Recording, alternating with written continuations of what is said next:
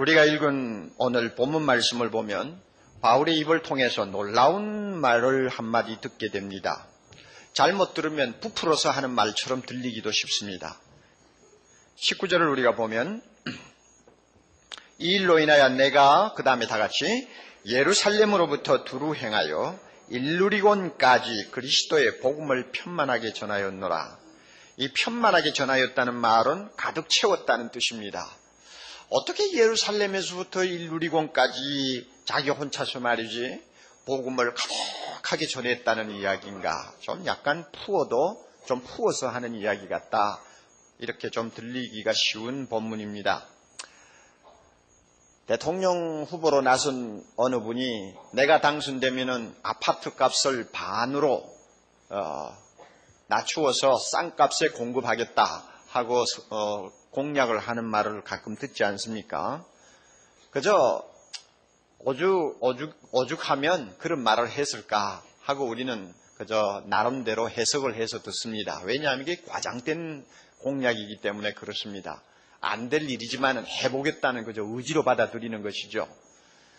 그러나 우리가 이 하나님의 말씀을 볼 때마다 이것은 어떤 개인의 감정이나 생각을 제 마음대로 표현하는 것이 아니고 성령 하나님께서 성경을 기록하는 바울이라는 사람을 철저히 간섭하시고 통제하시고 은혜 주셔서 단어 하나도 제 마음대로 쓰지 못하도록 하면서 기록했다고 우리가 믿는데, 그렇게 해서 쓰인 성경이라면 아무리 우리 귀에 과장된 말처럼 들려도 그것이 과장이거나 거짓일 수 없다는 것을 우리는 인정을 해야 합니다.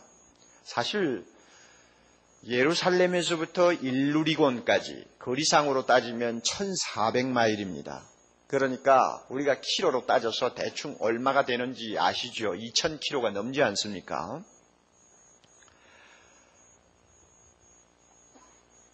우리가 지리를 조금이라도 알고 있다면 금방 그 영역이 어느 정도인가를 식별할 수 있습니다. 예루살렘에서부터 저 지금 말썽 많은 유고슬로바키아까지 그 지역 전체를 바울 혼자서 하나님의 말씀이 가득 차도록, 한마디로 듣지 못한 사람이 하나도 없도록, 복음이 들어가지 아니한 곳이 한 곳도 없도록 가득히 채웠다고 하는 말이니까, 야, 이거 좀 지나친 말이다, 좀 과장되다, 좀 너무 부풀었다 하는 그런 인상을 받는 것입니다.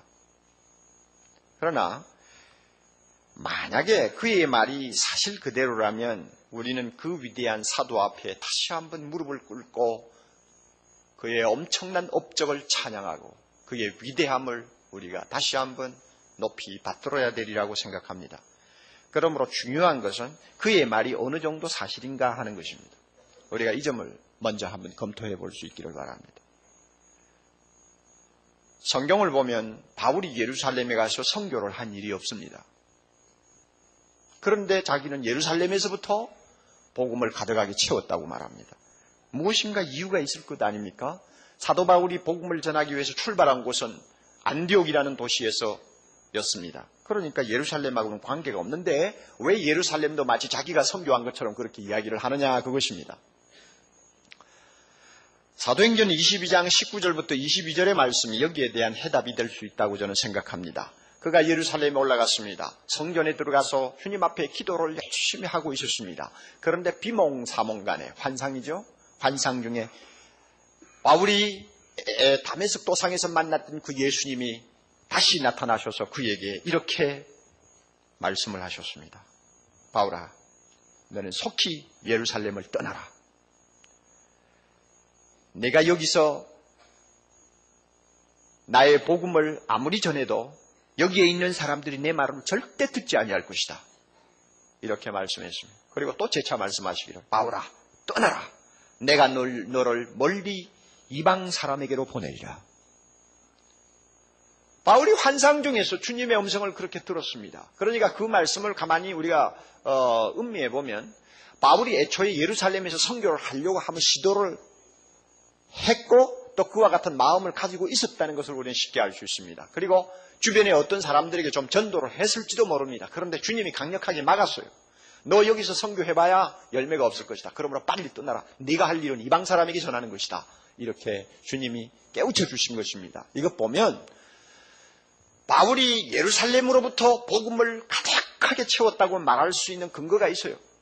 바울이 사실 복음을 위해서 본격적으로 나선 것은 예루살렘 성전에서 주님의 음성을 들을 때부터 시작되었다는 것을 말할 수 있고, 바울이 예루살렘에서 복음을 전하려고 시도했던 것을 우리는 여기서 볼 수 있습니다. 이런 의미에서 바울은 예루살렘으로부터 복음을 전하기 시작했다 하는 말을 그는 충분히 할 수 있었다고 저는 생각합니다. 이런 면에서 그의 말이 거짓말이 아니라는 것입니다. 그리고 바울이 일루리곤에 가서 복음을 전한 일이 있느냐? 지금의 알바니아와 그 다음에 유고슬로바키아 지역입니다. 성경을 보면 그 지역에 바울이 가서 선교를 한 일이 없습니다. 기껏해야 지금 그리스가 있는 아데네나 또는 고린도 같은 데 가서 복음을 전했지 그 북쪽에 있는 유고슬로바키아까지 올라가지를 않았어요. 그럼에도 불구하고 그는 일루리곤까지 복음을 자기가 가득히 채웠다고 선언합니다. 그 이유가 어디 있느냐 그 말입니다. 이 문제를 우리가 해결하기 위해서는 바울의 선교 전략을 좀 주목해 보아야 합니다. 나가서 복음을 전한다고 다 복음 전하는 것 아닙니다. 전략이 있습니다. 나는 어떻게 복음을 전하겠다. 나는 어떤 방법을 택해서 그리스도의 복음을 전하겠다 하는 그 나름대로의 생각이 있지 않습니까? 이것이 전략인데, 사도 바울이 마음속에 늘 갖고 있었던 전략은 군사용어로 말하면 고지를 점령하는 전략이었습니다. 로마 제국 안에 고지라고 말할 수 있는 중요한 도시들이 지역마다 있었습니다. 그 지역은 정치의 중심이요, 경제의 중심이요, 문화의 중심이요, 그 다음에 도로망을 보아도 항상 그 지역이 중심이 되어 있습니다.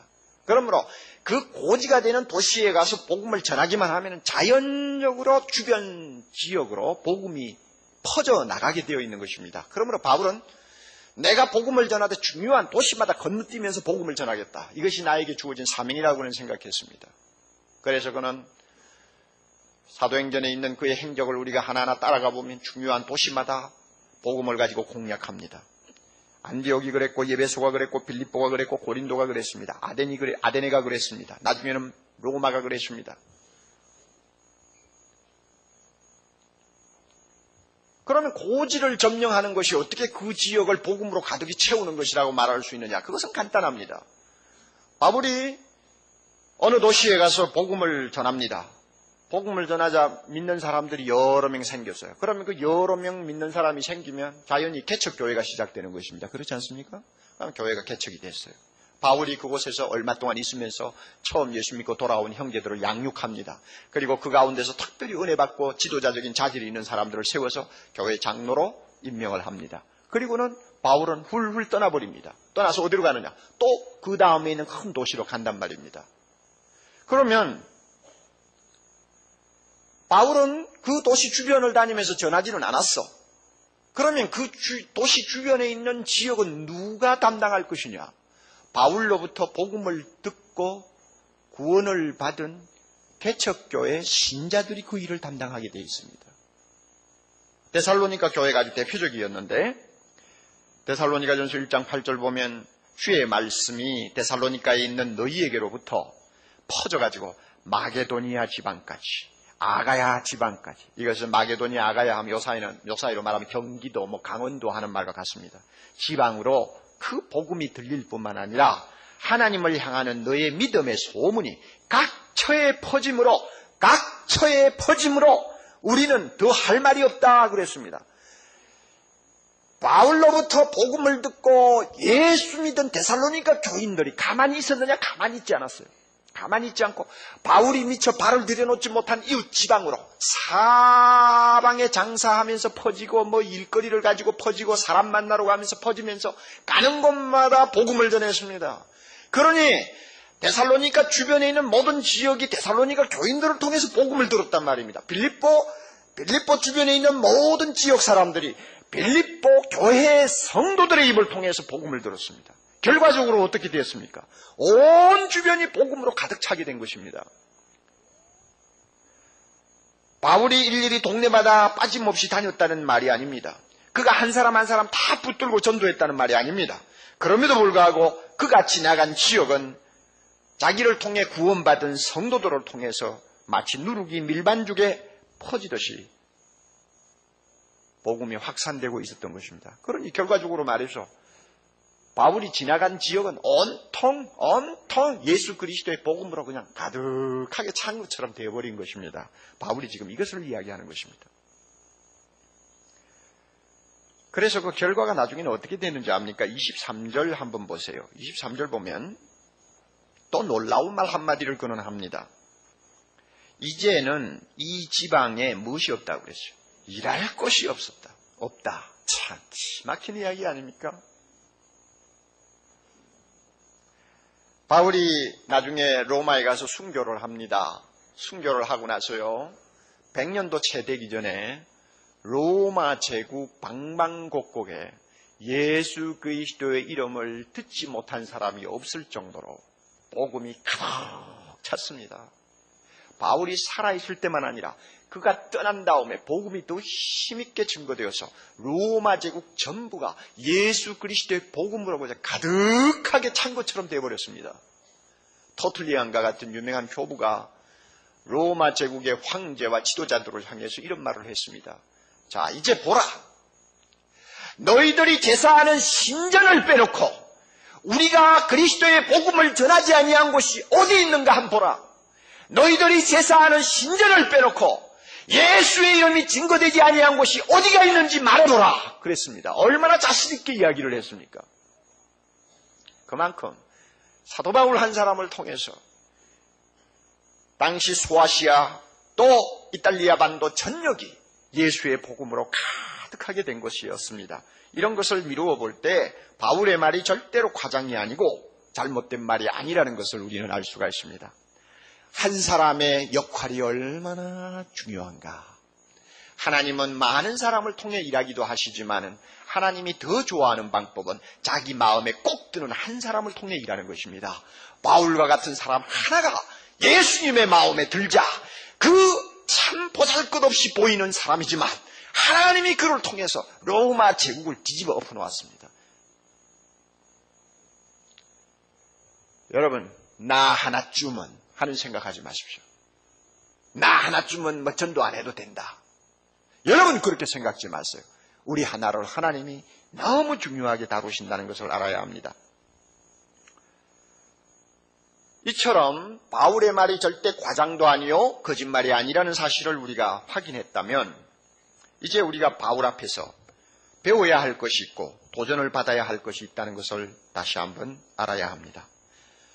바울이야 특별한 소명을 받은 사람이고 하나님께서 특별한 은혜를 남다른 은혜를 주셨으니까 그럴 수도 있었겠지. 그러나 나 같은 사람이야 무슨 선교사냐 전도사냐 하고 여러분이 그저 마음 편하게 생각할 수도 있겠습니다만은 그러나 그래서는 안 됩니다.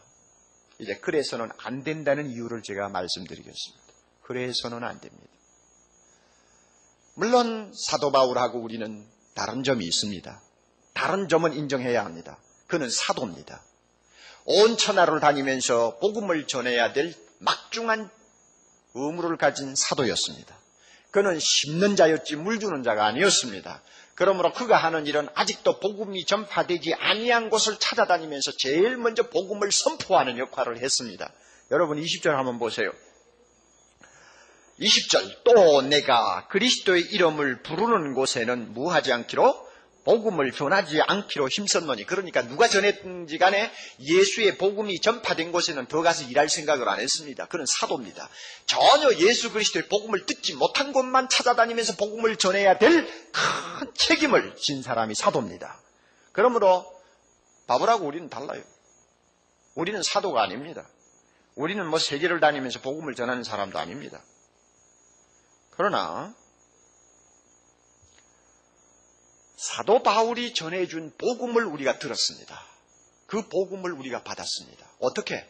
기록된 성경 말씀을 통해, 사도 바울이 기록해놓은 말씀을 통해 우리는 예수님을 알게 되었고, 예수님의 십자가가 가지는 의미가 무엇인가를 알았으며, 주님의 부활이 나에게 새 생명을 주는 놀라운 사건이라는 것도 우리가 알았고, 사도 바울이 전해준 이 복음을 통해서 우리가 예수 안에 있기만 하면 영원토록 흔들리지 아니할 것이며, 예수 안에만 있기만 되면 누구도 나를 정죄할 수 없고, 나중에는 그리스도와 함께 영원토록 영광을 누릴 수 있는 하나님의 백성이라는 사실을 우리는 배웠습니다. 이 사도 바울이 우리에게 전해준 복음입니다.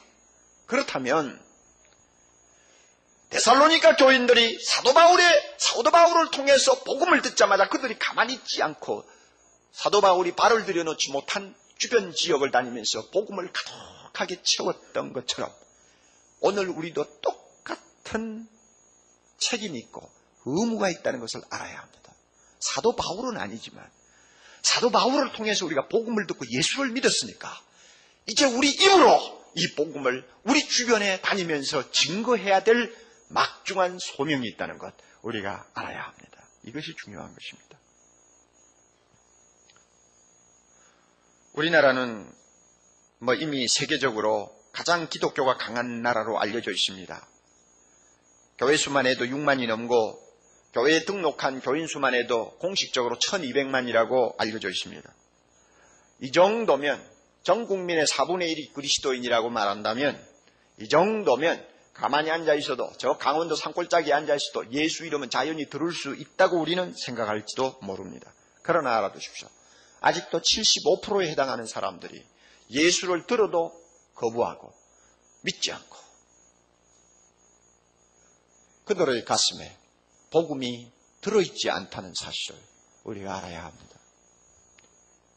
그들에게 복음을 가득하게 채워야 되고, 그들이 살고 있는 지역에 복음이 편만하게 전파되도록 해야 될 책임이 사도 바울에게 있느냐? 아닙니다. 그를 통해 구원받은 우리들에게 있습니다. 믿습니까, 여러분? 이게 중요한 것입니다. 여러분 가족 중에 예수를 아직도 모르고 있는 분이 있습니까? 그분의 가슴 속에 복음이 편만하게 전파되도록 하는 책임, 먼저 예수 믿은 가족들에게 있다는 거 알아야 합니다. 내 직장도 마찬가지입니다. 사랑의 교회가 위치하고 있는 이 지역이 예수 그리스도의 복음으로 가득 차게 해야 될 책임, 우리 모두에게 있습니다. 서초동 유흥가를 보십시오. 교회에 가까이 있기 때문에 그들은 가만히 있어도 예수 이름 다 알고 있는 것처럼 우리가 느낄지 모릅니다. 그러나 예수의 이름이 전혀 들리지 않는 공동묘지와 같은 지역이 이 서초동 앞에 있는 유흥가입니다. 그들의 가슴에는 예수의 이름이 없습니다. 새 생명의 기쁜 소식을 그들이 듣지 못합니다. 누가 채울 것입니까? 누가 전할 것입니까? 사도 바울을 통해 구원받은 우리가 전해야 합니다. 사랑의 교회가 이 일을 해야 합니다. 그러면 사도 바울은 어떻게 예루살렘으로부터 일루리곤까지 그렇게 복음을 가득하게 채울 수 있었는가? 그 비결이 어디 있는가?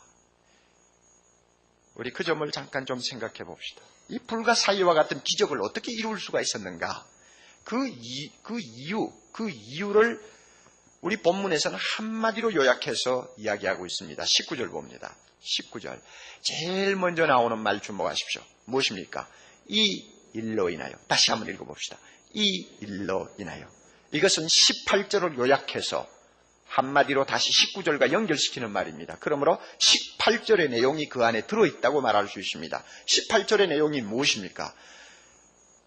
이방인들을 예수 믿고 주님 앞으로 돌아오도록 하기 위해서 예수님은 바울에게 성령을 부어주셨는데, 그 성령을 통해서 바울이 말할 때마다 능력이 나타나고, 성령을 통해서 바울이 하는 일마다 능력이 나타나고, 그 성령을 통해서 표적과 기사가 바울을 통해서 나타난 것입니다. 이 성령의 능력을 가지고 바울은 예루살렘으로부터 일루리곤까지 복음을 편만하게 전할 수가 있었습니다. 이것이 이유요, 방법이요, 비결이었습니다.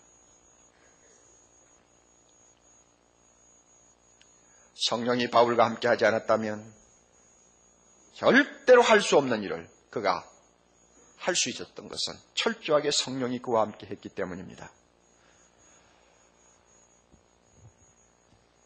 여러분, 이 점에 대해서도 우리가 또 하나 중요한 것을 여러분이 알고 넘어가야 합니다.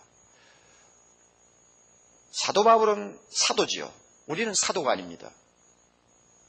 그런 점에서 다릅니다. 동시에 사도 바울이 받았던 성령의 능력과 우리가 받는 성령의 능력이 같으냐 차이가 있느냐 다릅니다. 다르다는 것을 알아야 합니다. 주님께서는 바울에게 사도직을 주셨기 때문에 그 사도직을 감당할 수 있는 능력과 은사를 따로 주셨습니다. 베드로에게도 그랬고 요한에게도 그랬고 주님께서 특별히 사명을 주어서 가장 어려운 일을 시키는 자에게는 그 일을 감당할 수 있도록 특별한 능력을 주셨고 특별한 표적 기사가 그를 통해서 따라 나올 수 있도록 주님께서 그를 사용하셨습니다. 그러나 우리는 다르지 않습니까? 우리는 달라요. 자, 사도 바울을 통해서 어떤 일들이 일어났는지 우리가 사도행전 19장을 보면 쉽게 알 수 있습니다. 사도행전 19장 11절 12절에 보면 고린도에서 그가 전도할 때에 희한한 일들이 일어났습니다. 자, 거기에 기록된 내용을 그대로 읽어드리죠. 하나님이 바울의 손으로 희한한 능을 행하게 하셨다 했습니다. 희한한 능을 행했는데 그게 뭐냐면 심지어 사람들이 바울의 몸에서 손수건이나 앞치마를 가져다가 얻어가진 않았겠죠. 빼앗아 갔겠죠. 그냥 호주머니 있는 거 빼갔겠죠. 손수건이나 앞치마를 가지고 가서 병든 사람에게 얹으면 그 병이 떠나고 악기 들린 사람은 귀신도 나가더라 그랬습니다. 이거 얼마나 희한한 일입니까? 여러분 요즘 아무리 병 고치는 은사를 받았다고 해도 이런 일이 그 사람을 통해서 일어나는 거 보았습니까? 손수건 하나 가져와서 얹었는데 병자가 나왔다 그런 일이 있습니까? 없죠. 요새 약간 이상한 사람들이 자기는 병 고치는 특별한 은사가 있다 해가지고 그걸 떠벌리고 자랑하기 위해서 자기가 마시는 생수를 갖다 마시면은 약수를 마시면 병이 낫는다고 야단벅석을 치는 그런 사람도 있습니다.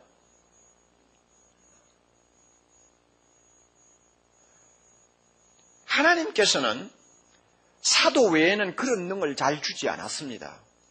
특별한 경우에 선교사들에게 가끔 주는 일이 있습니다. 그러나 웬만해서는 하나님이 이런 능력을 일반 사람들에게 주지 않았습니다. 히브리서 2장 3절 4절 보면 하나님께서는 이 사도들에게 표적과 기사와 여러 가지 능력을 골고루 나누어 주어서 그들로 하여금 예수 그리스도를 힘있게 증거하도록 하셨다고 했습니다.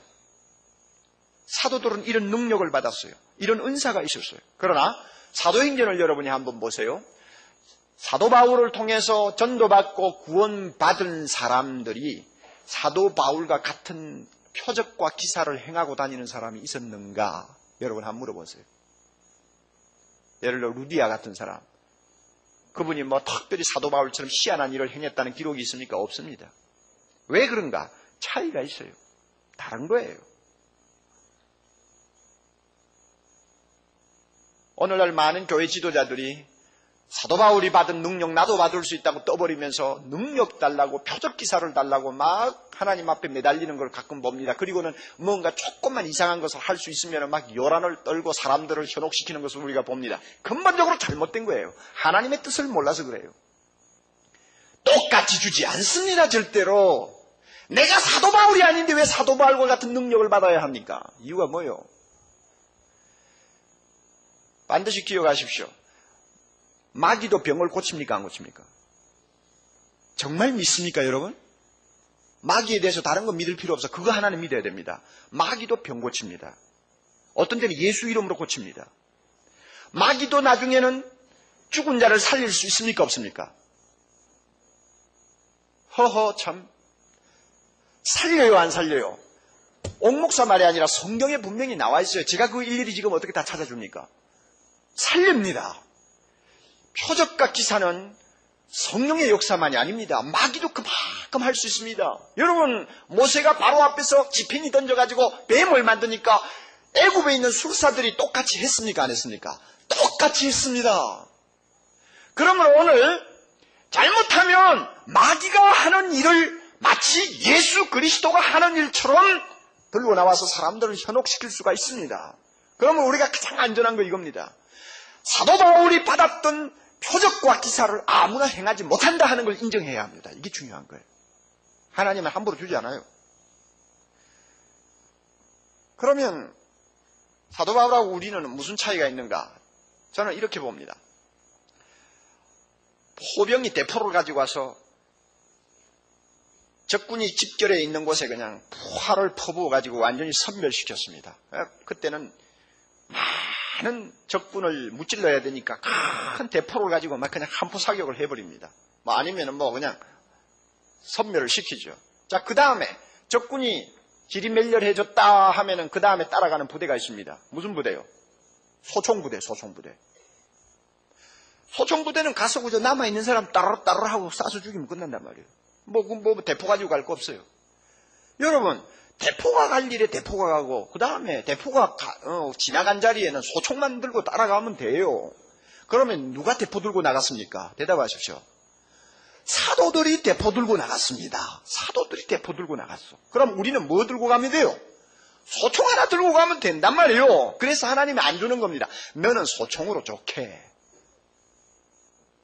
우리가 이걸 알아야 합니다. 옥목사가 말이죠. 밤낮 없이 이 강단 뒤에 와가지고 주여 나에게도 희한한 일을 일으킬 수 있는 능력을 주옵소서. 그거 안 주면 나 오늘 이 자리에서 안 일어나겠습니다 하면 주님이 뭐라고 그러겠어요? 이 멍텅구리 같은 자식아. 너는 소총이면 좋게. 주님이 그렇게 말씀할 것입니다. 그러니까 이런 차이점을 여러분이 알아야 합니다. 그러면 능력에 대해서 우리가 몇 가지 정리할 것이 있습니다. 사도 바울도 성령의 능력으로 이와 같은 엄청난 일을 했다고 한다면, 그리고 사도 바울은 사도 바울로서의 능력과 또 특별한 은사가 있었다면 우리는 어떻느냐? 자, 첫째 중요한 것입니다. 표적과 기사만이 성령의 능력이 아니라는 사실을 꼭 알아둬야 합니다. 성령의 능력은 표적과 기사만을 가리키는 것 아닙니다. 오히려 진짜 성령의 능력은 복음을 전하는 자의 입에서 나오는 말에 있습니다.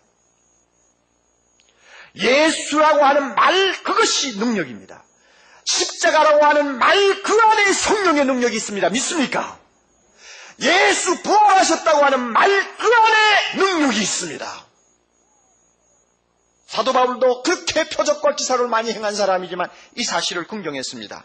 고린도전서 2장 4절, 내 말과 내 전도함이 성령의 나타남으로 했다고 했습니다. 그러므로 사도 바울이 전하는 말 그 안에 하나님의 능력이 역사한 것입니다.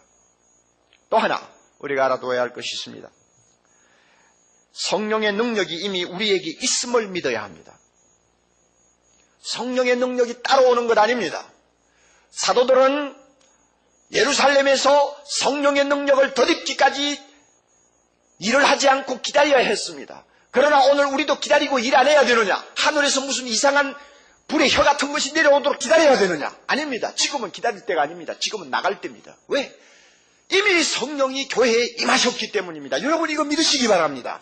이미 내가 예수 믿었으면 성령을 모시고 있습니다. 이미 성령이 교회에 임하셨기 때문입니다. 여러분 이거 믿으시기 바랍니다. 이미 내가 예수 믿었으면 성령을 모시고 있습니다. 이미 내가 성령을 모시고 있으면 성령의 능력도 나와 함께 하심을 믿어야 합니다. 믿습니까 여러분? 이 사실을 꼭 분명히 하십시오. 또 하나 중요한 거 있습니다. 성령의 능력은 우리가 약하고 두려워하는 것하고는 관계가 없다는 사실입니다. 내가 약하다. 그러므로 성령의 능력도 약하다. 아닙니다. 내가 마음이 불안하고 겁난다. 내가 겁나다고 해서 성령의 능력이 떨고 있는가? 아니라 그 말입니다. 사도 바울과 같은 위대한 사도도 전도할 때마다 떨었다고 했습니다. 자기가 연약해가지고 어찌할 바를 모르고 두려워했다고 했습니다. 고린도전서 2장 3절, 내가 너희 중에 거할 때에 다 같이 따라하십시오. 약하며 두려워하며 힘이 떨었노라. 여러분 몇 번 반복해서 강조합니까? 약하며 또 뭐요? 두려워하며 또 뭐요? 힘이 떨었다. 이 정도면은 얼마나 바울이 전도할 때마다 두려워하고 불안해했다는 거 우리가 알 수 있지 않습니까? 사실 우리가 전도를 해봅니다만 전도하러 갈 때마다 얼마나 우리 마음이 어떤 때는 불안합니까? 어떤 때는 자신이 없지 않습니까? 그러나 이 떨고 두려워하는 바울을 통해서 하나님께서는 고린도에 놀라운 일을 행하셨습니다. 주의 말씀이 힘이 있어 흥왕하여 세력을 얻으니라 그랬습니다. 마찬가지로 우리가 두려워하는 것하고 성령의 권능하고는 다른 것입니다. 내가 두려워해도 성령의 능력은 나와 함께 하고 있습니다. 믿습니까? 내가 불안해해도 성령의 능력은 나와 함께 합니다. 믿습니까? 내가 약해도 성령의 능력은 나와 함께 합니다. 믿습니까?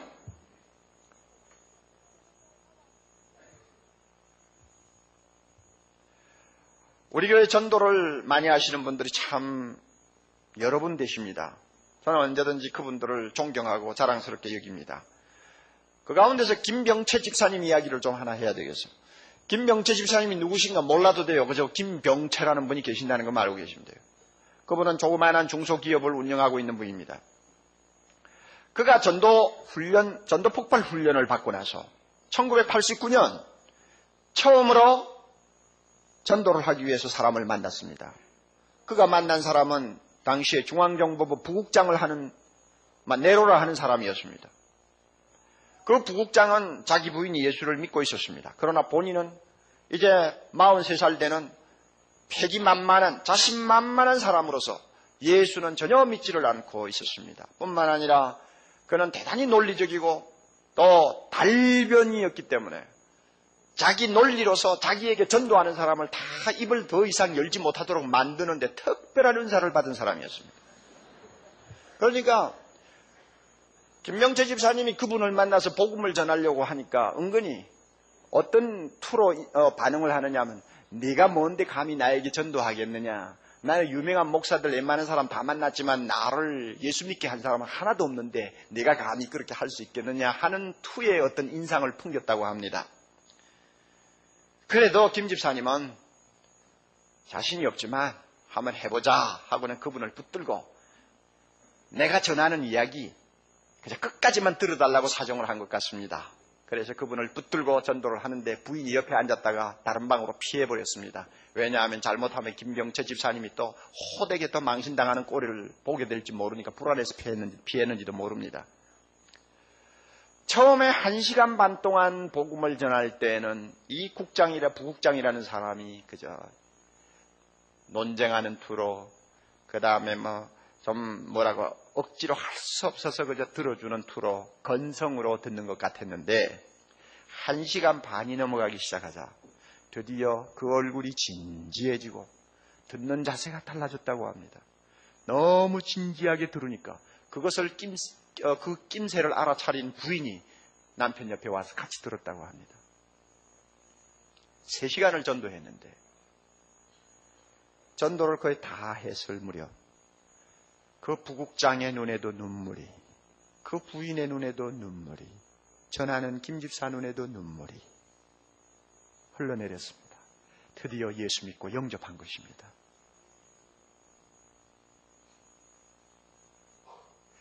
김집사는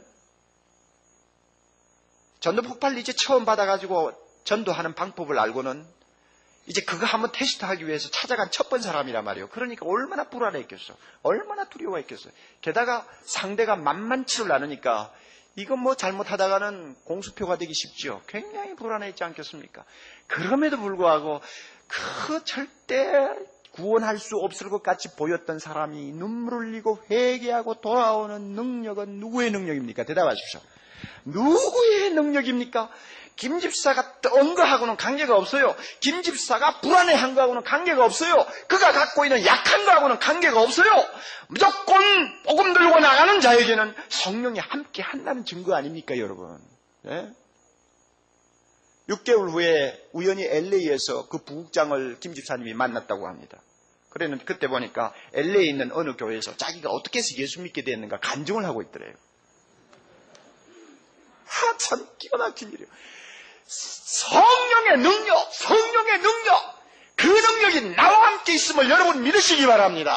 성령의 능력, 그것은 표적과 기사를 통해서만 나타나지 아니하고 내가 전하는 말 속에, 내가 전하는 복음 안에 있음을 믿으시기 바랍니다. 성령의 능력은 내가 약한 것하고는 관계가 없습니다. 내가 떠는 것하고는 관계가 없습니다. 믿으시기 바랍니다. 조지 밀러가 참 좋은 말을 했습니다. 우리들의 바로 그 연약함이 주 예수 그리스도의 능력이 나타날 기회가 됩니다. 연약함이 크면 클수록 그는 자기의 힘을 나타내시려고 더 가까이 오십니다. 시험이 크면 클수록, 난관이 크면 클수록 주님의 도우심은 더 가까이 나타나십니다. 할렐루야.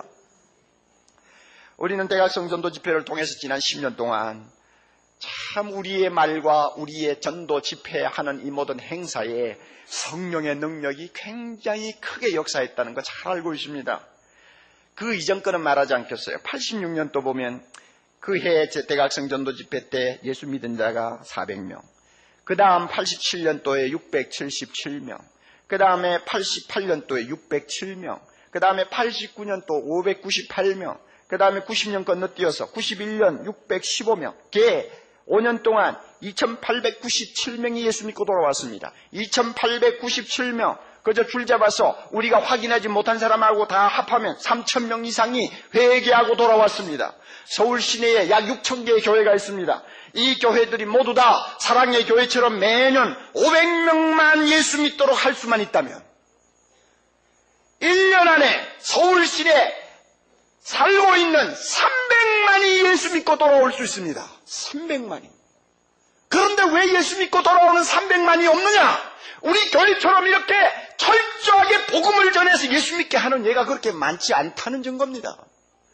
1년에 300만만 예수 믿고 돌아온다면 서울 시내를 예수의 복음으로 가득하게 채우는 데는 3년이면 족합니다. 우리나라 남한을 복음으로 가득히 채우는 데는 10년이면 족합니다. 왜 이와 같은 대각성 전도 집회의 열매들이 풍성하냐?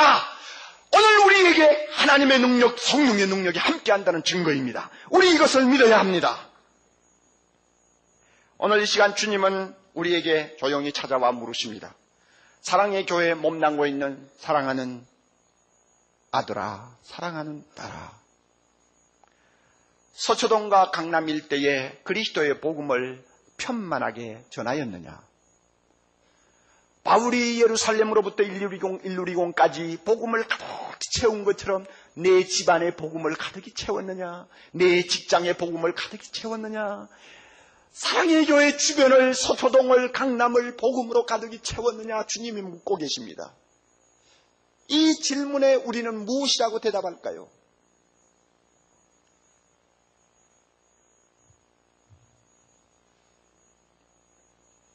만일 사랑하는 형제자매 여러분, 당신이 말이죠, 예수님을 구주로 영접한 것이 사실이라고 합시다.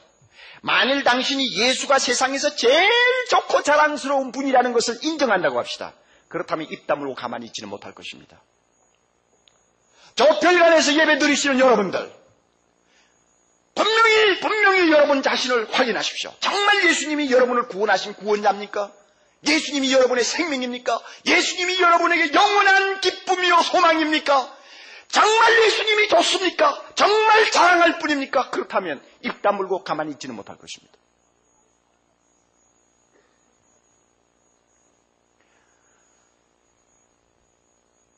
지난 수요일 날 우리가 모여서 참 찬양하고 함께 은혜를 받았습니다. 기도도 하고 말씀도 듣고 그랬어요. 참 수요 저녁 집회가 2시간 정도 계속됩니다만 굉장히 은혜스러운데 안 나오시는 분들이 여러 가지 사정이 있겠지만 꽤 많아요. 그런데 여러분 제발 그런 시간을 하면 좀 나와서 은혜 받도록 하십시오. 우리 예수님이 어느 날 재림하실까? 수요일 저녁 예배 시간에 재림하실 것입니다.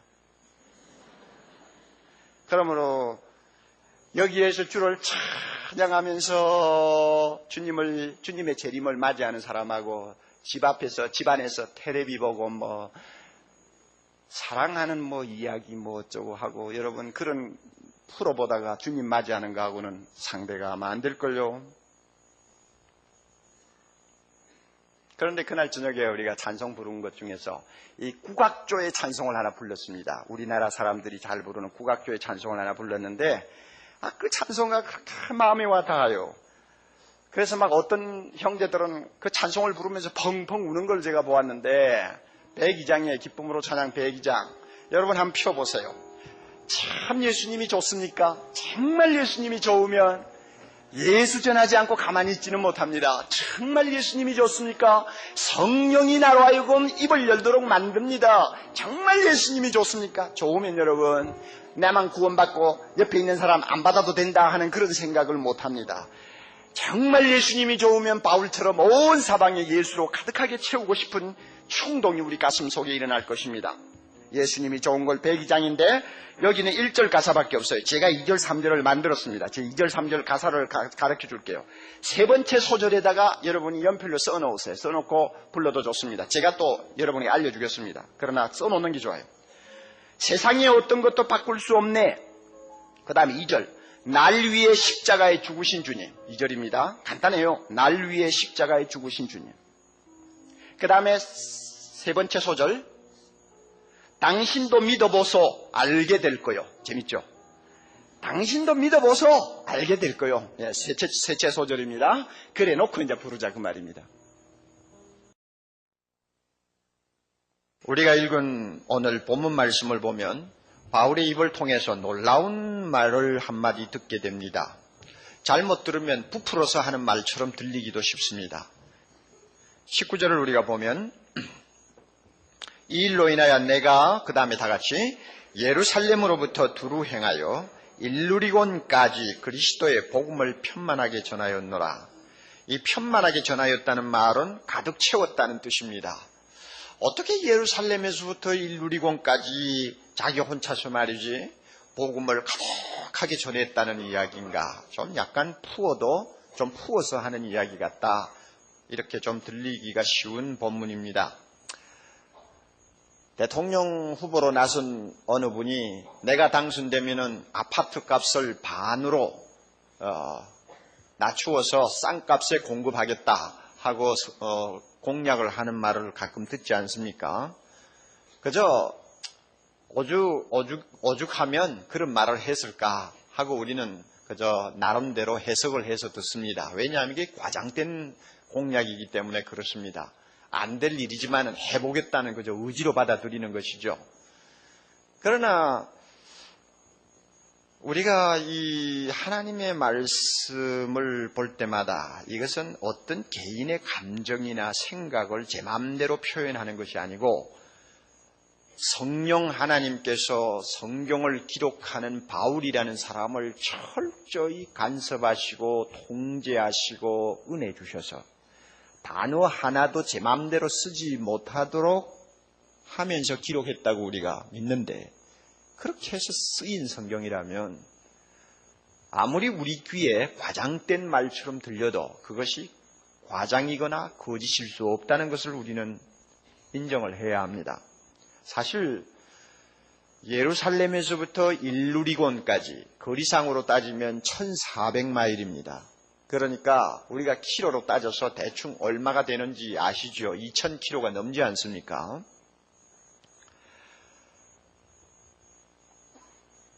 우리가 지리를 조금이라도 알고 있다면 금방 그 영역이 어느 정도인가를 식별할 수 있습니다. 예루살렘에서부터 저 지금 말썽 많은 유고슬로바키아까지 그 지역 전체를 바울 혼자서 하나님의 말씀이 가득 차도록 한마디로 듣지 못한 사람이 하나도 없도록 복음이 들어가지 아니한 곳이 한 곳도 없도록 가득히 채웠다고 하는 말이니까 야 이거 좀 지나친 말이다. 좀 과장되다. 좀 너무 부풀었다 하는 그런 인상을 받는 것입니다. 그러나 만약에 그의 말이 사실 그대로라면 우리는 그 위대한 사도 앞에 다시 한번 무릎을 꿇고 그의 엄청난 업적을 찬양하고 그의 위대함을 우리가 다시 한번 높이 받들어야 되리라고 생각합니다.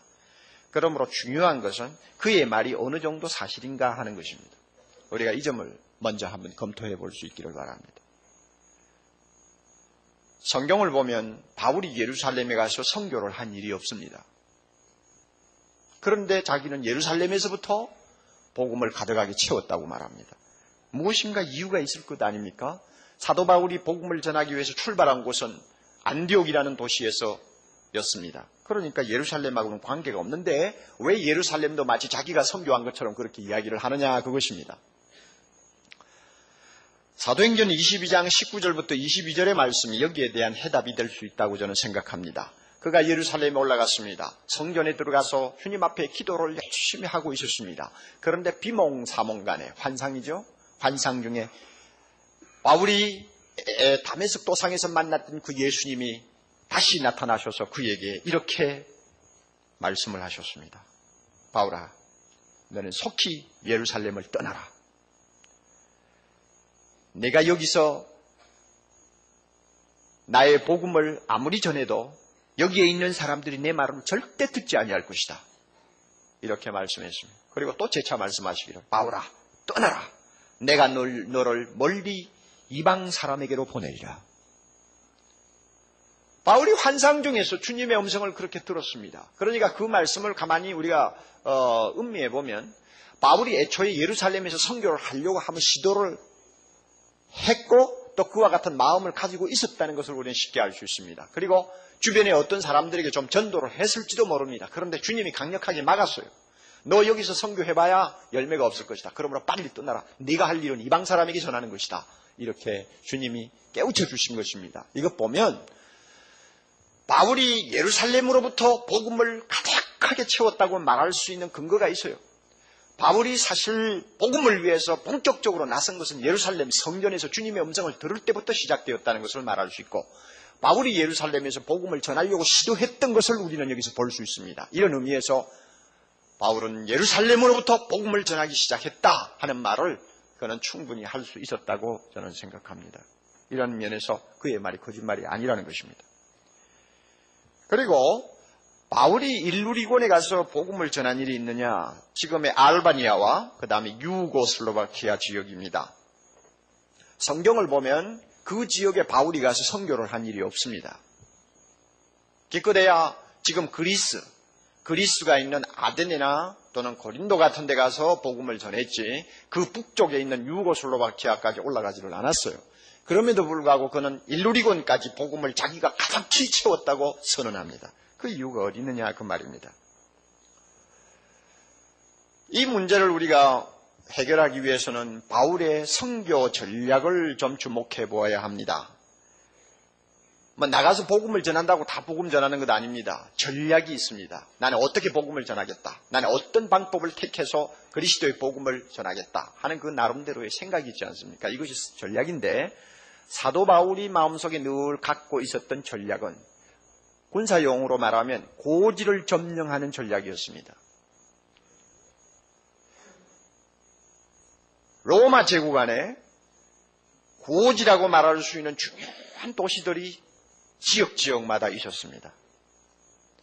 그 지역은 정치의 중심이요, 경제의 중심이요, 문화의 중심이요, 그 다음에 도로망을 보아도 항상 그 지역이 중심이 되어 있습니다. 그러므로 그 고지가 되는 도시에 가서 복음을 전하기만 하면 자연적으로 주변 지역으로 복음이 퍼져나가게 되어 있는 것입니다. 그러므로 바울은 내가 복음을 전하되 중요한 도시마다 건너뛰면서 복음을 전하겠다. 이것이 나에게 주어진 사명이라고는 생각했습니다. 그래서 그는 사도행전에 있는 그의 행적을 우리가 하나하나 따라가 보면 중요한 도시마다 복음을 가지고 공략합니다. 안디옥이 그랬고 예베소가 그랬고 빌립보가 그랬고 고린도가 그랬습니다. 아데네가 그랬습니다. 나중에는 로마가 그랬습니다. 그러면 고지를 점령하는 것이 어떻게 그 지역을 복음으로 가득히 채우는 것이라고 말할 수 있느냐? 그것은 간단합니다. 바울이 어느 도시에 가서 복음을 전합니다. 복음을 전하자 믿는 사람들이 여러 명 생겼어요. 그러면 그 여러 명 믿는 사람이 생기면 자연히 개척교회가 시작되는 것입니다. 그렇지 않습니까? 그럼 교회가 개척이 됐어요. 바울이 그곳에서 얼마 동안 있으면서 처음 예수 믿고 돌아온 형제들을 양육합니다. 그리고 그 가운데서 특별히 은혜 받고 지도자적인 자질이 있는 사람들을 세워서 교회 장로로 임명을 합니다. 그리고는 바울은 훌훌 떠나버립니다. 떠나서 어디로 가느냐? 또 그 다음에 있는 큰 도시로 간단 말입니다. 그러면 바울은 그 도시 주변을 다니면서 전하지는 않았어. 그러면 그 도시 주변에 있는 지역은 누가 담당할 것이냐? 바울로부터 복음을 듣고 구원을 받은 개척교회 신자들이 그 일을 담당하게 되어 있습니다. 데살로니가 교회가 아주 대표적이었는데 데살로니가전서 1장 8절 보면 주의 말씀이 데살로니가에 있는 너희에게로부터 퍼져가지고 마게도니아 지방까지 아가야 지방까지. 이것은 마게도니아 아가야 하면 요사이로 말하면 경기도 강원도 하는 말과 같습니다. 지방으로 그 복음이 들릴 뿐만 아니라 하나님을 향하는 너의 믿음의 소문이 각 처에 퍼짐으로 우리는 더 할 말이 없다 그랬습니다. 바울로부터 복음을 듣고 예수 믿은 데살로니가 교인들이 가만히 있었느냐? 가만히 있지 않았어요. 가만히 있지 않고 바울이 미처 발을 들여놓지 못한 이웃 지방으로 사방에 장사하면서 퍼지고 일거리를 가지고